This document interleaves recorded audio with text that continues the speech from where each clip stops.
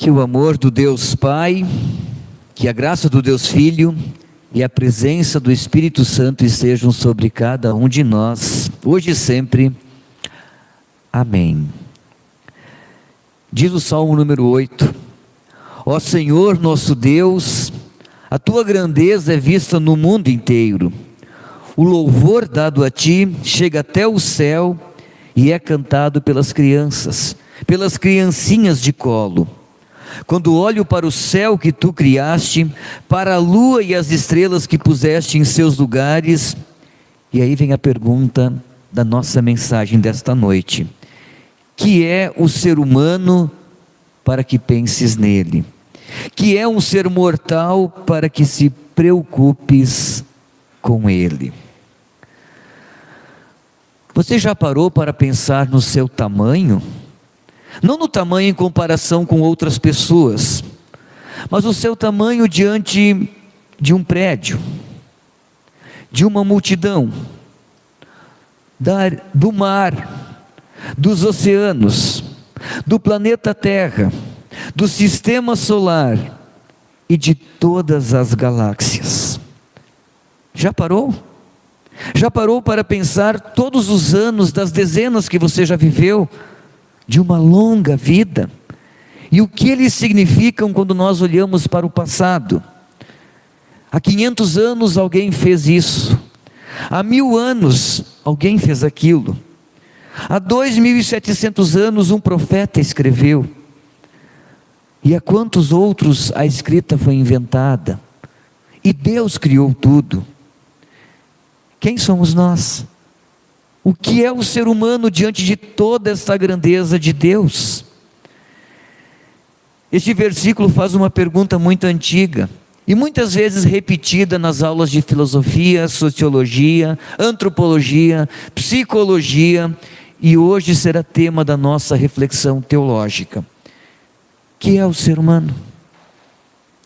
Se nós nos basearmos nas redes sociais, o ser humano é belo, saudável, sempre feliz e não tem problemas. Se abrirmos um noticiário esportivo, o ser humano é ágil, forte e está sempre se superando. Se analisarmos do ponto de vista tecnológico, o ser humano é inteligente, audacioso e está sempre evoluindo. É inegável que nós somos seres excepcionais. A própria palavra de Deus afirma isso. Nós fomos moldados, projetados à imagem e à semelhança daquele que nos criou o tudo do nada. E eu fiquei pensando, quantos gênios já viveram na face da terra? Quantas pessoas excepcionais, únicas, que passaram por aqui? Tanto conhecimento, tanta sabedoria, tantos dons. Puxa, que desperdício quando essas pessoas se vão e nós não conseguimos transferir tudo aquilo que elas acumularam ao longo da vida para alguém. Fica só o legado de cada uma. E então, o que é o ser humano? Há muitas respostas perturbadoras sobre quem é o ser humano. Se nós olharmos para a fome, a desigualdade social, o ser humano é pobre, é indiferente, é egoísta. Se nós analisarmos os noticiários, e nem precisamos ir nas páginas sensacionalistas, vamos ver o quanto o ser humano é mau, corrupto, avarento e repugnante. Quando o assunto é saúde, nós estamos saindo de uma pandemia e percebemos o quanto somos frágeis, sofredores, limitados, dependentes e mortais. Somos o que somos e por fim somos pó. Deixamos só saudades e lembranças. Deixamos aquilo que fomos.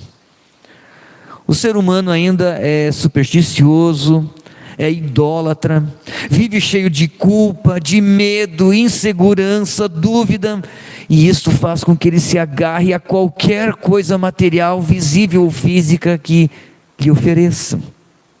para dar um sentido para a sua vida ou simplesmente para acalmar a sua consciência. Nós somos ainda falsos nos relacionamentos, no amor fraternal. Basta as pessoas virarem as costas e estamos falando mal delas. Nós somos infiéis em nossos compromissos, em nossos votos, não honrando o casamento, o mundo dos negócios e aquilo que fazemos na igreja. Enfim, a falta de Deus desde a queda em pecado nos tornou menores do que ainda já somos diante de toda a criação e diante de todo o nosso Deus que criou tudo. Por isso faz todo sentido o questionamento do salmista, que é: quem somos nós, simples seres humanos, para que Deus se preocupe conosco? A cada ano, nas retrospectivas que nós fazemos, nós percebemos a fugacidade da nossa vida. E o apóstolo Pedro lembrou muito bem isso no capítulo 1 do sua primeira carta, quando disse: todos os seres humanos são como a erva do campo, e a grandeza deles é como a flor da erva.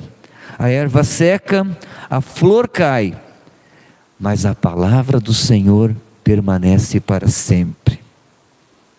Somente o Criador, Redentor e Santificador, ou seja, o Deus triuno, a Santíssima Trindade, pode recuperar, regenerar efetivamente o ser humano para uma nova vida. O Deus triuno não é um Deus que eu faço, que eu moldo, ou o Deus que eu idealizo na minha cabeça, mas é um Deus que se revela, um Deus que se mostra, um Deus que se faz conhecido por nós.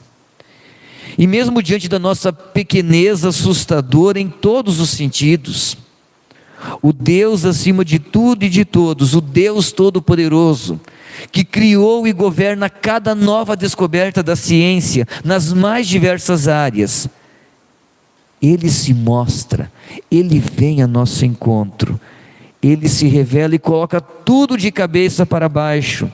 Aquilo que eu, na minha pequena grandiosidade, eu penso que posso fazer para Ele, ou aquilo que eu posso requisitar, ou simplesmente me gloriar diante de Deus.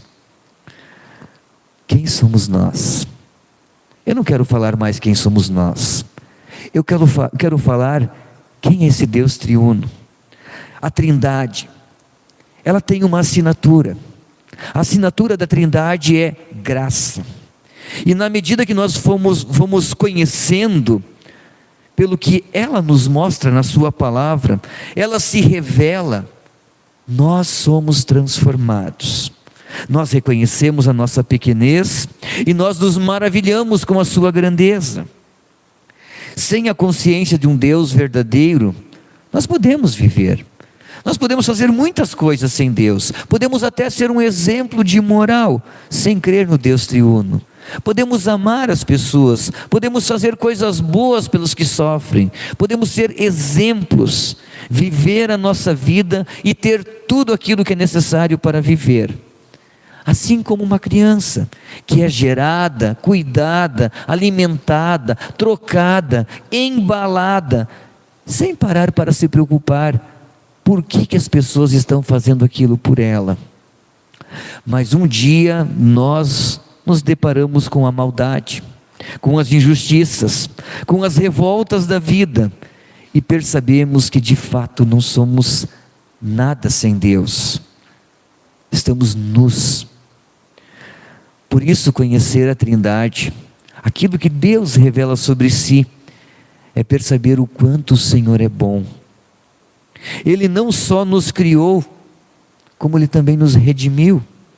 Diante de todas as nossas mazelas, a Trindade se revelou no Filho, naquele que desceu no esgoto da nossa periferia, lá no fundo do nosso coração, para nos estender as mãos, ou melhor, para estender as suas mãos por nós.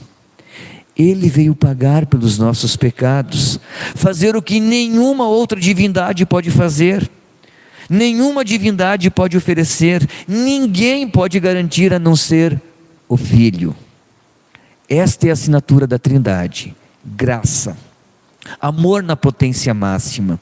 Amor não do nosso tamanho, pequenininho, mas o amor do tamanho do Senhor, daquele que rege as leis da natureza.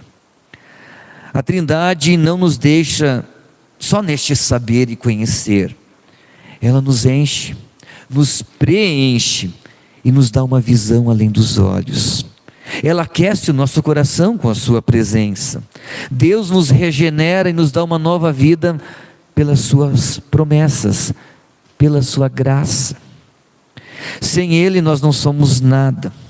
A nossa vida não vale nada. Nós não chegamos a lugar nenhum. A glória da carne, que fala o apóstolo Pedro, de tudo aquilo que nós nos gloriamos, ostentamos, tudo aquilo que nós podemos nos orgulhar nesta vida. Assim como o apóstolo, o poeta Castro Alves escreve: veio o tempo, trouxe as flores. Foi o tempo, a flor desmaia.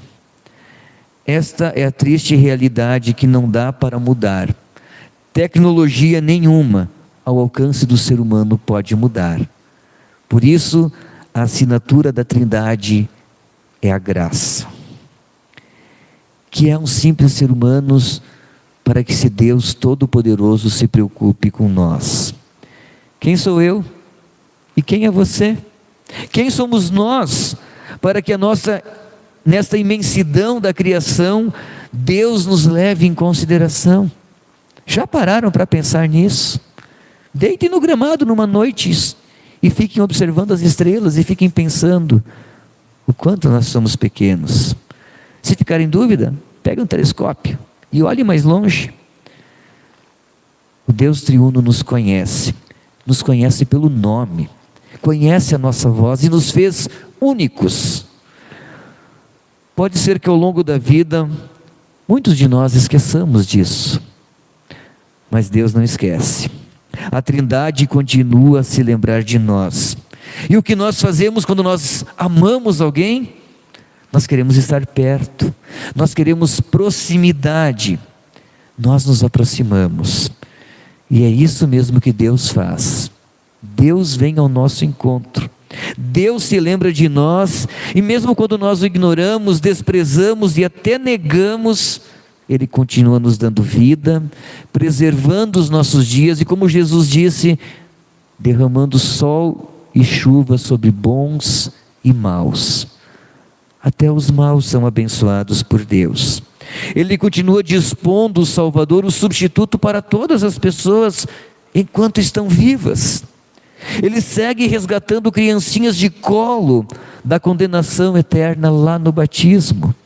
Ele continua abrindo os céus para nós cada vez que nós o conhecemos, cremos, confessamos e recebemos a sua promessa de que no pão e no vinho, na sua carne, em nós somos novas criaturas. A Trindade continua nos convidando para desfrutarmos da sua companhia e da sua presença, que preenche o nosso ser e que está em todos os lugares, até mesmo nos lugares inexplorados e desconhecidos pelo homem. Quando foi a última vez que você viu Deus? Aliás, você já viu Deus? Quando você desfrutou da sua presença? Quando foi que você andou com Ele? Quando você foi abraçado por Ele? Quem somos nós? Somos nada diante do nosso pecado, menos que um grão de areia na imensidão dos mares. Mas pela Trindade, toda a ação de Deus, do Deus gracioso, nós somos tudo. Nós possuímos tudo aquilo que Deus criou. Somos muito mais do que imaginamos. Somos filhos de Deus. Somos herdeiros da vida eterna. Somos os sacerdotes do Rei. Somos os membros do corpo de Cristo. Somos cooperadores de Deus. Ele mesmo fala isso na sua palavra. O Salmo número 8, que é a base da nossa reflexão de hoje, começa e termina com Deus. Ele começa dizendo assim: ó Senhor nosso Deus, a tua grandeza é vista no mundo inteiro. E ele termina dizendo: ó Senhor nosso Deus, a tua grandeza é vista no mundo inteiro. Que tal fazermos assim com nossa vida a cada semana? Que tal fazermos isso a cada manhã? Começar e terminar com Deus. É possível isso? É possível se nós vermos também como começa e termina o Evangelho de Mateus. O Evangelho de Mateus começa dizendo que a virgem ficará grávida e dará um filho que se chamará Emanuel, que significa Deus conosco. E o Evangelho de Mateus termina dizendo: então Jesus disse, lembre-se disso, eu estou convosco todos os dias até a consumação dos séculos. Mas antes disso ele disse: ide e fazei discípulos de todas as nações, batizando-os em nome do Pai, do Filho e do Espírito Santo. Ó a trindade aqui. E eis que estou convosco todos os dias. Olhe para o céu, olhe para tudo que é matéria, e você verá a grandeza do Criador. Você, redimido pelo Filho, tocado pelo Espírito, o amor da Trindade em ti, por ti e em ti é infinito. Até onde o seu orgulho vai levar você? E a sua independência e força? Por quanto tempo? E a sua arrogância e indiferença? Não vão te matar? É o Espírito do Senhor se retirando, como vimos semana passada na história de Saul. Desprezar o Deus triuno é desprezar a própria vida. Creia na Trindade, apegue-se às suas promessas e encontrarás perdão, reconciliação. Seja um instrumento e dê oportunidade para que desde criancinhas elas possam louvar o seu Senhor e Salvador, o único Deus revelado, o Deus da graça. Ó Senhor nosso Deus, a tua grandeza é vista no mundo inteiro. Que ela seja vista também pelas nossas vidas, pelas obras de nossas mãos. Amém.